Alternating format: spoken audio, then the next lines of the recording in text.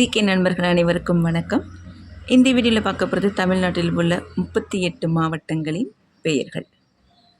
Ariyalur, Ranipet, Erode, Ramanathapuram, Kallakurichi, Karur, Kanyakumari, Krishnagiri, Coimbatore, Chengalpattu, Sivaganga, Chennai, Thanjavur, Dharmapuri, Dindigul, Tiruchirappalli, Kanchipuram, Salem, Tirunelveli, Tiruppur, Tirupattur, Tiruvannamalai, Tiruvallur, Thiruvarur, Tenkasi, Thoothukudi, Theni, Nagapattinam, Namakkal, Nilgiri,